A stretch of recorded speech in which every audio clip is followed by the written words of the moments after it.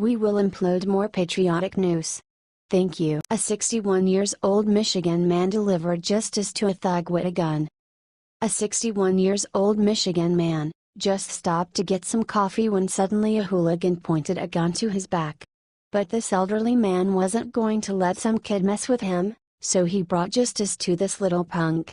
As one local news network reported, there was an attempt of an armed robbery that happened last Sunday in Detroit, Michigan.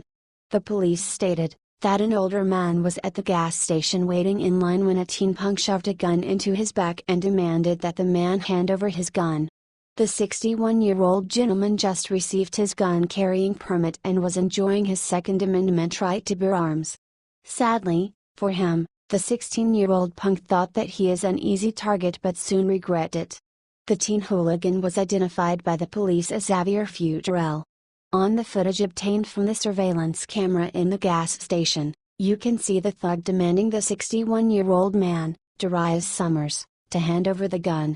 Later in an interview with 12 News, he said, "I said, all I want to do is leave, and he said, you can't leave. I said, okay. What do you want to do?" Futrell will soon regret attacking this man. When Futrell asked for the gun, Summers gave it to him, but on a whole different way. Summers pulled out his gun and shot the little punk in the stomach. The thug dropped his gun and fell on the ground, then he crawled out the door. He is lucky he didn't get killed, and hopefully he learn a lesson to never again attack people. "I didn't shoot to kill, I shot to save his life," Summers stated. "I'd never been through this before. I'd never shot a gun before. I'd never. All this is new to me," Summers continued. Summers said he first tried to reason with the misguided youth. "Why do you got to go through this?" I said. "This is unnecessary. And he just insisted and he wanted my gun, so I gave it to him," Summers said, talking about when he was forced to shoot the attacker. Futrell was a threat to Summers' life, so he had every right to defend himself.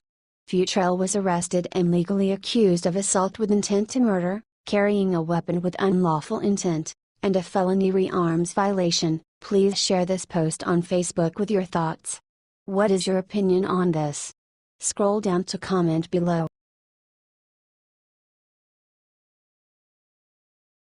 Melania Trump just announced her new project and liberals are freaking out.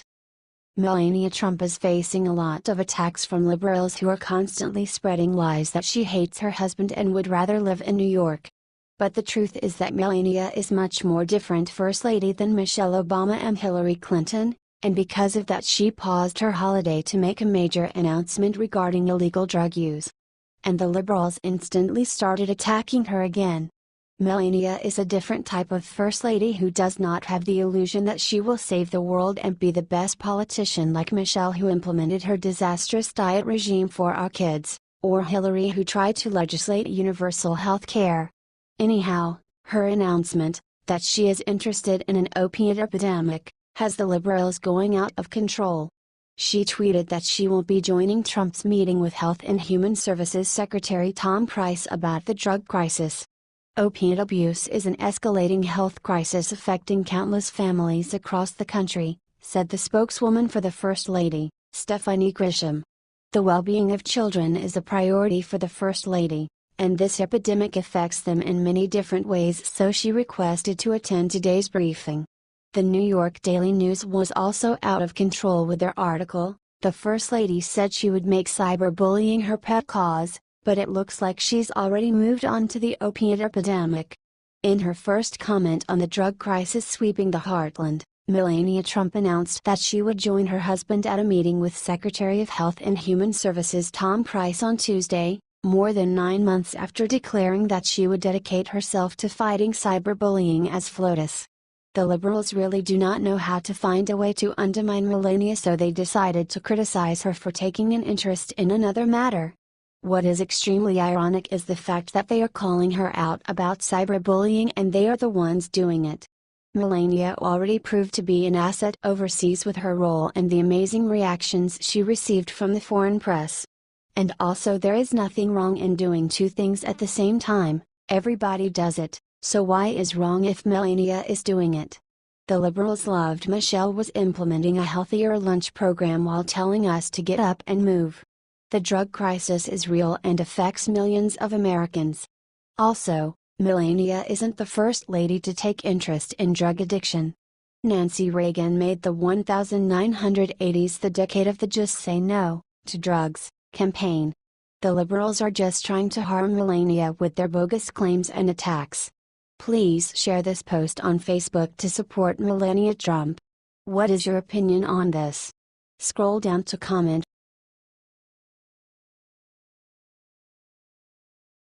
Breaking top Trump advisor connected to George Soros. What should Trump do? One of the greatest challenges President Trump currently faces is dealing with administrators who do not share his views on American policy. The president relies on the expertise of longtime government officials, some of whose loyalties lie elsewhere. Since adding H.R. McMaster to the administration, Trump and the National Security Advisor have had their ideological differences. Now, has revealed that McMaster was recently employed at a think tank with ties to Hungarian billionaire George Soros, one of the biggest opponents of President Trump's agenda. From September 2006 to February 2017, H.R. McMaster was a member and senior consulting fellow at the International Institute for Strategic Studies, IS, a think tank with offices in Washington, D.C., Singapore, and Bahrain. IS has a mission to promote the adoption of sound policies to further global peace and security and maintain civilized international relations. However, IS's stances on major foreign policy issues are at odds with the platform on which Donald Trump ran his campaign. Most notably, IS supported the Obama administration brokered Iran nuclear deal and has denied charges that the Iranian government has violated its end of the agreement. This is a deal which President Trump has continually denounced. That the Iran deal bans U.S. nuclear inspectors from examining Iran's nuclear sites and lifts sanctions that will ultimately give them as much as $150 billion, money that Obama admitted would likely be used to finance terrorism. Not surprisingly, Trump called the Iran deal the worst deal ever. Nevertheless, the president recertified the deal last month, contrary to his repeated promise on the campaign trail to nullify it. McMaster's presence in the White House gives further understanding as to perhaps why President Trump has made such a great reversal on the Iran issue. McMaster was one of the leading voices in Trump's circle of advisors urging the president to recertify the nuclear deal. McMaster has also been accused of purging the Trump administration of officials who follow the president's lead of taking a tough stance against Iran. Just recently, McMaster removed Trump aide Ezra Cohen-Watnick from the National Security Council. Cohen-Watnick is one of the most notable anti-Iran hawks in the White House. NSA advisor H.R. McMaster has ties to a think tank connected to Hungarian billionaire George Soros. Do you think this affects his work as National Security Advisor? Other prominent aides removed by McMaster include Derek Harvey, who held the Middle East portfolio at NSC, and Rich Higgins, who served as the NSC's Director of Strategic Planning. In each case, McMaster has replaced the Iran hardliners with officials whose views on Iran more closely align with his own and with IS's. Not only has IS been critical of President Trump's approach to Iran, they also receive money from George Soros. IS has received money from the Plowshares Fund, a controversial group that helped market the Iran deal during Obama's presidency. Plowshares is in turn financed by George Soros's Open Society Institute. How the Open Society Institute regularly contributes to leftist political causes and candidates around the world. It appears Trump's America First policy is being thwarted at every turn by his national security advisor. The president will soon have to decide whether the experience McMaster brings to the table is worth alienating his base and hindering his goals in the Middle East.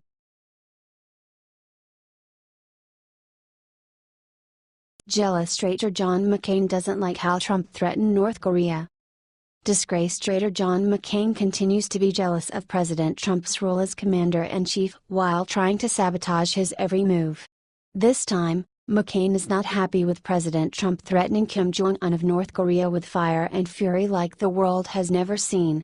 Maybe he'd like to join Kim Jong-un and side with North Korea similarly to how he sided with Democrats on health care, Senator John McCain, of Arizona, took exception to President Trump's remarks Tuesday that further provocation by North Korea will be met with fire and fury like the world has never seen.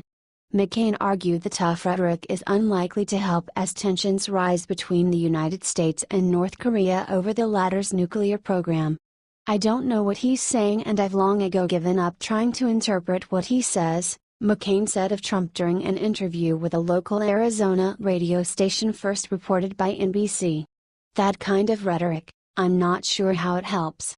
McCain said the U.S. risks getting into a serious confrontation with North Korea, and invoked former President Teddy Roosevelt's famous big stick policy. In other words, the old walk softly but carry a big stick, Teddy Roosevelt's saying, which I think is something that should have applied because all it's going to do is bring us closer to a serious confrontation, McCain warned. "I think this is very, very, very serious." Trump warned North Korea not to make any threats to the United States on Tuesday after that North Korea has produced a nuclear warhead small enough to place on a missile. "North Korea best not make any more threats to the United States," Trump told reporters Tuesday. "He has been very threatening beyond a normal state, and as I said they will be met with fire, fury and frankly power, the likes of which this world has never seen before." McCain said he takes exception to Trump's remarks. "I take exception to the president's words because you got to be sure you can do what you say you're going to do," said McCain, the chairman of the Senate Armed Services Committee.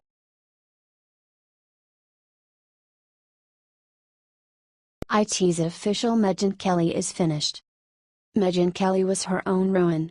The former Fox News host has no one to blame for the failure of her Sunday night news magazine show but herself. Last week, Kelly received the bad news that her new NBC offering, Sunday Night with Megyn Kelly, will be taken off the air early due to disastrous ratings. Kelly's fate was sealed this week. Deadline reports that last week's season finale of Sunday Night with Megyn Kelly was surpassed by reruns of NBC's Dateline aired last Sunday. Kelly's news magazine-style show was originally scheduled for a 10-episode limited summer run. However, NBC canceled the run after only 8 episodes due to an underwhelming performance, according to Breitbart. Undoubtedly, Kelly was the problem with Sunday Night. NBC executives are attempting to paint the show's cancellation in a positive light, but TV ratings reveal that Kelly is unpalatable to the majority of Americans. This is consistent with her declining performance at Fox News before her departure with the network. A source for Fox News told Breitbart that there is no way Kelly could come back to the network. The season finale of Sunday Night featured an interview with British comedian Ricky Gervais and was watched by only 3.5 million people, scoring a meager 0.5 rating in the key 18 to 49-year-old viewer demographic. The following week, NBC aired a rerun of Dateline in the same 7 p.m. Sunday night time slot. The Dateline rerun drew an audience of 4 million viewers and received a rating of 0.6. This reveals that Kelly's poor viewership was not a matter of the time slot or the news magazine format of the show, but rather Kelly, who is responsible for the NBC failure. This is not the first time that Kelly was beaten by reruns of NBC's original news magazine show, Dateline. A Dateline rerun outperformed the last 3 weeks of original episodes of Sunday Night when the new show enjoyed a week off for the extended 4th of July weekend. However, NBC is not deterred. The network is dedicated to generating a return on the $17 million contract they signed with Kelly to steal her from Fox News. NBC explains that the cancellation of Sunday Night will offer the news anchor the time she needs to be freed up to focus on her other roles at NBC. NBC didn't just buy a failing Sunday night show for $17 million, but also a daily morning show offering and special event coverage from Kelly. Now, the network is desperately prepping Kelly for her role as the host of the third hour of the Today Show, now ominously named Megyn Kelly Today. This is the final test for Kelly's career. Before the launch of her primetime show, an executive from the rival network told CNN Money that daytime is a huge gamble and the whole thing unravels if it fails. Adding, "The verdict will be in very fast in daytime and very fast in primetime. But if the show fails, she could end up fading into obscurity." Well, The verdict is in for Kelly's primetime show. The success of Megyn Kelly today is the only thing standing between Kelly and a complete end to her TV.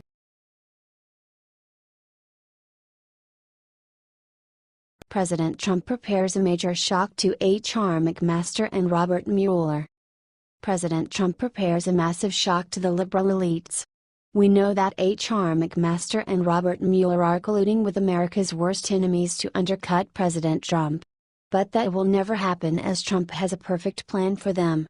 They took out Lieutenant General Mike Flynn as Trump's national security advisor, and after that, they continued to attack Trump, hoping to get him impeached. H.R. McMaster and Robert Mueller colluded with the jihadists to help them obstruct America in fighting against radical Islam named as the Purge. Obama administration started this purge that lasted from 2008-2011. They forbid the U.S. intel community from using any words the Muslim Brotherhood thought were insulting. They also forbid any studies on radical Islam that happened after 9/11. McMaster's was a part of this, an organization funded by Soros, which was working to ensure the purge occurred at the top levels at the CIA, FBI, and OJ. Claire Lopez, a former CIA expert, explained about the dangerous aspects of the purge, noting that the 2004 9/11 Commission report contained hundreds of instances of the use of words like jihad, Muslim, and Islam. By the time the FBI published its unclassified counterterrorism lexicon in 2008, those words were gone, entirely missing from the document. That same year, the State Department, DHS, and the National Counterterrorism Center, NCTC, all instructed their employees to refrain from using the words jihad or mujahideen to describe Islamic terrorism and its perpetrators. And of course, Robert Mueller was the FBI director during that time and allowed the implementation of the purge. And now he is one of the liberal elites who work to take down President Trump. McMaster is acting from within, and until now he has dismissed all the Trump's devotees appointed by Flynn, who was upsetting the purge. According to Conservative Review, the list of pro-Israel voices in the administration that were removed from McMaster's National Security Council now includes Steve Bannon, K.T. McFarland, Ezra Cohen-Wadnick, Derek Harvey, Rich Higgins, Adam Lovinger, and Tara Dahl. Now it's clear that McMaster and Mueller are Soros collaborators in his plan to harm America. Soros wanted to use radical Islam to fulfill his plans for reducing America's power, and McMaster and Mueller were helping him to achieve his goal. Now they do everything in their power to end Trump. Michael Savage, a radio host, stated that this certainly leads to civil war, but the president prepares a major surprise, and that is the American patriots which will defend their great country. If the left takes Trump down, through special counsel Robert Mueller or through any other source, and deny Eddie, middle-class Americans, his vote, there will be a civil war in this country, Savage stated. Savage stated, "I'm warning you. All of you leftists who think you're going to steal our vote, you're wrong. We've had it up to here. We've put up with your garbage in the universities. We've put up with your LTH coming out of your LTH factories in Hollywood," Savage continued. "We've put up with your hatred that comes out of your newspapers. We've put up with your LTH and your hatred coming out of CNN. But, if you do the next step and steal our president, I warn you. You've seen nothing yet. You will see the day of the locust in this country." Please share this post on Facebook with your thoughts. What is your opinion on this? Scroll down to comment below.